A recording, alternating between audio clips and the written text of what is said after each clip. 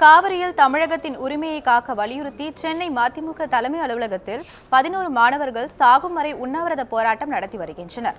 காவிரி விவகாரத்தில் கர்நாடக அரசு தொடர்ந்து பிடிவாத போக்கை கடைபிடித்து வருகிறது. இந்நிலையில் காவிரியில் தமிழகத்தின் உரிமையை காக்க வேண்டும், உச்சநீதிமன்ற தீர்ப்பை பின்பற்றி தமிழகத்துக்கு உரிய நீரை வழங்க வேண்டும் உள்ளிட்ட 7 கோரிக்கைகளை வலியுறுத்தி கல்லூரி மாணவர்கள் 11 பேர் சாகும் வரை உண்ணாவிரத போராட்டத்தில் ஈடுபட்டுள்ளனர்.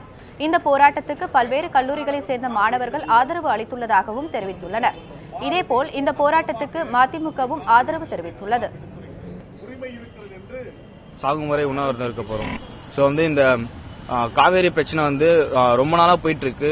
இதுக்கு ஒரு சொல்யூஷன் கிடைக்கணும்னா, இதுக்கு ஒரு தீர்வு கிடைக்கணும்னா இப்போ ஸ்டூடெண்ட்ஸ் நினைச்சா மட்டும்தான் முடியும். ஸோ எல்லா ஸ்டூடெண்ட்ஸும் சேர்ந்து பண்ணிட்டு இருக்கோம். முடிஞ்ச அளவுக்கு மற்ற எல்லா ஸ்டூடெண்ட்ஸும் சப்போர்ட் பண்ணுங்க. இதுக்கும் இப்போ நாங்கள் பண்றதுக்கும் எந்தவித இயக்கத்துக்கும் மற்ற கட்சிகளுக்கும் எந்த சம்மந்தமும் இல்லை. இது ஒன் அண்ட் ஒன்லி ஸ்டூடெண்ட்ஸ் ஃபுல்லாக சேர்ந்து பண்ணிட்டு இருக்கோம்.